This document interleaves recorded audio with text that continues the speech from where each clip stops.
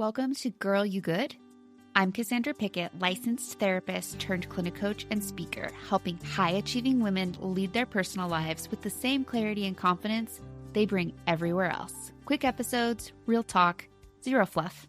Let's get into it. Let's talk about the word guilt because honestly, in my opinion, it's one of the most misused words in our emotional vocabulary.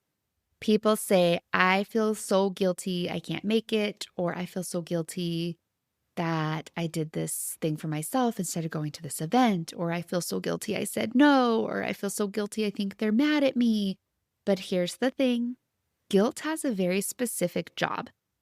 Guilt exists to tell you when you've done something wrong that requires a repair. It's not supposed to show up every time you feel uncomfortable. Common example, you tell a friend, I can't make your birthday dinner this weekend, I'm double booked. And then suddenly you feel that wave of guilt. I am such a bad friend. And your brain kicks in with the drama. She's going to think I don't value her or care about her, or everyone's going to think I'm a jerk. My absence is going to make it seem like I'm not a good friend. I'll never get invited to another birthday again. And in the span of 30 seconds, you have catastrophized an entire friendship, a breakup that hasn't even happened. Now imagine a different version. One where you were supposed to host the birthday and the guest list is you and her because you never invited anyone else. You throw something together the night before, you feel embarrassed, and you know you dropped the ball. That is guilt. Guilt says, I need to make this right. It's the emotion that catapults you into apology and repair. But that first scenario, that's not guilt. That is discomfort. That is anxiety. That's people-pleasing. Wrapped in a bow of, I don't want to disappoint anyone. You don't owe a repair. You owe yourself honesty about what you're actually afraid of.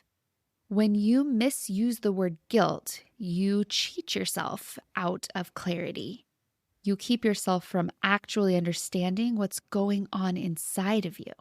Because if you call everything guilt, you treat every ounce of discomfort like a moral failure, right? You stay stuck trying to fix things that were never even broken. We miss the richness of discovering what emotion you're actually experiencing. So true guilt says, make it right. Go fix this. False guilt says, you should feel bad for the choice you made for yourself. Do you see the difference?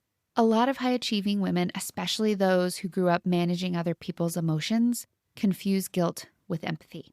We pick up on someone's disappointment and immediately internalize it as something we did wrong. But you can care that someone's disappointed without taking responsibility for their feelings. That is emotional maturity. That is self-trust. That is, she's not that helpless and I'm not that powerful. You cannot control someone else's interpretation of your boundaries, and it's not your job to pre-manage their reactions so you can feel okay. So here's your reflection question for the week.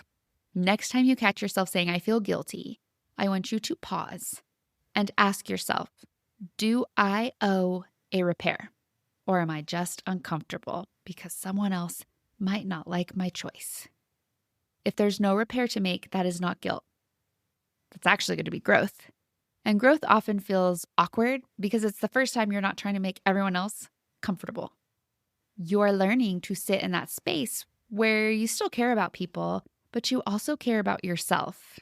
And honestly, that is where peace lives. So no, you're not guilty for having limits.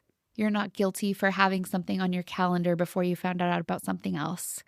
You're just outgrowing the version of you that needed everyone else's approval to feel safe.